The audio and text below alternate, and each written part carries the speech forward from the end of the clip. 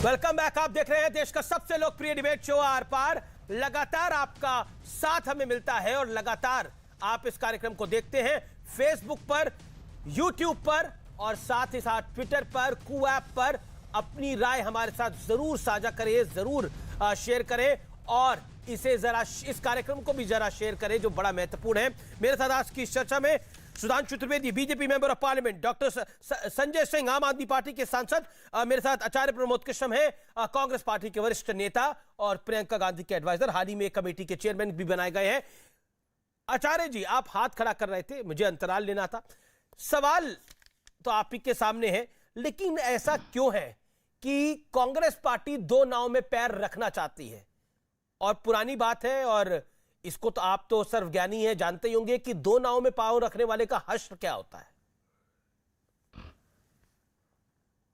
देखिए अमीश देवगन, ना तो दो नाव में पैर हम रख रहे हैं, ना हम चार नाव में पैर रख रहे हैं। अगर इजाजत दे तो मैं बता दूं, हमारी नाव का खेवनहार, अगर आप इजाजत दे तो मैं 10 सेकंड में बता देता हूं आपको। जो है वो सुनिए अमीश, ना नसीमुद्दीन सिद्दीकी, इमरान मसूद, इमरान प्रतापगढ़ी, सलमान, तो बताइए क्या करेंगे? दो नाव नहीं हुई तो मैं क्या बोलूं? अब मैं सबके बयान बोलूंगा तो आचार्य जी बोलेंगे अमीश देवगन तुम पूरा कच्चा चिट्टा कांग्रेस का खोलने के लिए बैठ गए हो। मैं इसीलिए बोल रहा हूं, सारे बयान में पढ़ नहीं रहा हूं। देखिए कांग्रेस पार्टी उत्तर प्रदेश में प्रियंका गांधी जी के नेतृत्व में चुनाव लड़ने जा रही है और वही इस नाव की खेवनहार है, नंबर एक। नंबर टू, सुधांशु जी ने बहुत ही एक अजीब सी टिप्पणी कर दी कि भगवान राम पे बात करते करते रावण पे आ गए और उन्होंने ये कहा कि रावण भी साधु का वेश धर के आया था। तो भाई योगी जी भी साधु हैं, आप या तो ये बताइए कि ये साधु का भेष धर करके सीता हरण करना कौन चाहता? क्योंकि मैं तो आदरणीय योगी जी को भी मानता हूं कि वो बहुत बड़े साधु हैं। क्या आपका इशारा उनकी तरफ है? और अगर आपका इशारा उनकी तरफ नहीं है तो फिर किसकी तरफ है? तीसरा सवाल मुझे आप मेरे सवाल का जवाब आप दे दें सुधांशु जी। बहुत सारगर्भित बहस हो रही है। मैंने आपसे पहली बार पूछा था कि भगवान राम ने क्या बीजेपी की सदस्यता ले ली है? अगर ली है तो कब ली है बता दीजिएगा। एक अंतिम निवेदन करना चाहता हूं कि आप एक झंझट खत्म करिए, इसका एक ऑर्डिनेंस ले आइएगा कि भारतीय जनता पार्टी के सदस्यों को, नेताओं के अलावा किसी को भी भगवान राम के दर्शन करने का अधिकार नहीं होगा, अयोध्या जाने का अधिकार नहीं होगा, राम के नाम का जाप करने का अधिकार नहीं होगा। तो मैं समझता हूं कि सारा झगड़ा एक ही बार निबट जाएगा। आप एक ऑर्डिनेंस लाइए, बीजेपी ले आई, झगड़ा खत्म कर दीजिएगा कि भारतीय जनता पार्टी के अलावा कोई भी राम का नाम नहीं लेगा, वो हिंदू नहीं माना जाएगा। चाहे वो किसी राजनीतिक दल का हो, हिंदू वही माना जाएगा जो भारतीय जनता पार्टी का सदस्य होगा। अरे भाई ये ऑर्डिनेंस ले आओ ना सुधांशु जी, आप ले आओ, झगड़ा खत्म करो। आप कह रहे झगड़ा निपटाओ। अगर ये ऑर्डिनेंस बीजेपी ले आई तो बीजेपी निपट जाएगी और आप तो पॉलिटिकली चाहेंगे बीजेपी निपट जाए। तो कह रहा हूं ना जी, अगर कोई राम मंदिर जाता है, रामलला का दर्शन करता है, अयोध्या जाता है, आपको प्रॉब्लम हो जाती है?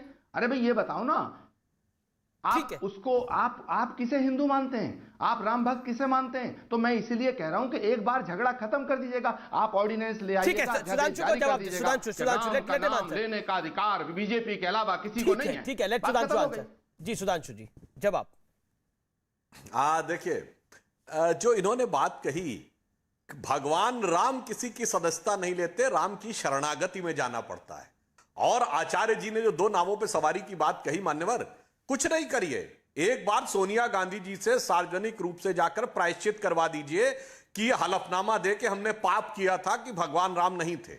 दूसरा ये करिए, दिसंबर 92 में आपकी सीडब्ल्यूसी में, जहां तक मेरी जानकारी है, या नरसिम्हा राव ने प्रस्ताव पारित करवाया था कि हम बाबरी मस्जिद दोबारा बनवाएंगे, उसका प्रायश्चित कर दीजिए। उसके बाद आप तीसरा प्रायश्चित कर दीजिए कि हिंदू आतंकवादी है, हिंदू आतंकवाद शब्द आपने प्रयोग किया था, उसका प्रायश्चित करवा दीजिए। कपिल सिब्बल को बाबरी मस्जिद एक्शन कमेटी के वकील के रूप में आपका नेता वकील का चोला पहन के खड़े हुए थे, उसका प्रायश्चित करवा दीजिए। और मंदिर में लोग छेड़खानी करने जाते हैं, राहुल गांधी जी ने यह कहा था, उसका प्रायश्चित करवा लीजिए। जब ये और राजीव गांधी ने कार सेवकों के हत्यारे मुलायम सिंह की सरकार को समर्थन दिया उसका, यदि यह प्रायश्चित नहीं करते हैं तब फिर तो यही लगता है कि भेष बदल के आया है। इसीलिए, और केजरीवाल जी के लिए भी मैं कहना चाहता हूं, भेष बदला हुआ मैंने क्यों कहा? दिल्ली सरकार में इमामों को 10,000 से बढ़ाकर तनख्वाह 18,000 रुपया महीना, और हिंदू पुजारियों के लिए इनके विधायक अमानतुल्लाह खां पे एफआईआर है कि डासना के मंदिर के पुजारी को धमकी। अब आप समझ लीजिए, इमामों को तनख्वाह पे तनख्वाह और पुजारियों को धमकी। इधर इनकी पार्टी का मैंने इतने सारे चरित्र बता दिए, इसीलिए मैंने कहा भेष कोई भी आ जाइए, ठीक है कोई भी संजय जी भी कुछ कहना चाहते हैं, आचार्य जी भी कुछ कहना चाहते हैं। आचार्य जी 25 सेकंड, आचार्य जी 25 सेकंड, गिन के 25 सेकंड। संजय सिंह, आचार्य जी। देखिए, सुधांशु जी ने कहा कि साहब कांग्रेस पार्टी के वकील, समाजवादी पार्टी के वकील, अरे समाजवादी पार्टी के वकील, मुलायम सिंह यादव जी के वकील, अखिलेश यादव जी के वकील, जो राम मंदिर के खिलाफ और तमाम दूसरे तरह की वकालत करते थे, वो तो आदरणीय गौरव भाटिया जी को राष्ट्रीय प्रवक्ता आपने बनाया, बीजेपी ने, वो तो आपने ले लिया उनको। और तमाम तरह की जो बात आप कर रहे हैं कि साहब ये हलफनामा दिया, सोनिया गांधी जी से प्रायश्चित करा दीजिएगा। प्रायश्चित सुधांशु जी आपकी पार्टी को करना है, प्रायश्चित करना है आपको कि इस देश को धोखा दिया आपने। प्रायश्चित करना है कि इस धर्म को खंडित करने की बात करिए, धर्म को छोटा करने की बात करिए, भगवान राम की विराटता को समाप्त आपने किया है। प्रायश्चित तो आपको करना है और आपको करना पड़ेगा।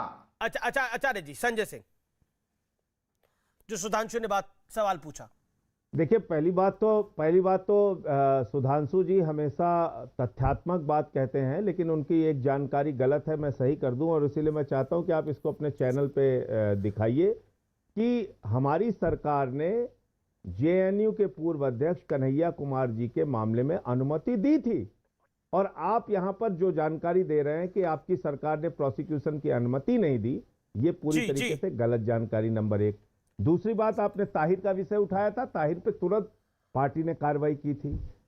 तीसरी बात, अब आ जाते हैं जो बात बार बार आपको तकलीफ दे रही है, दुख दे रही है, कि अरविंद केजरीवाल जी कैसे चले गए प्रभु श्री राम का दर्शन करने के लिए। जी संजय, उन्होंने कैसे कह दिया कि हम प्रभु श्री राम का दर्शन तीर्थ यात्रा योजना के तहत सबको, बुजुर्गों को निःशुल्क वहां पर ले जाके करवाएंगे।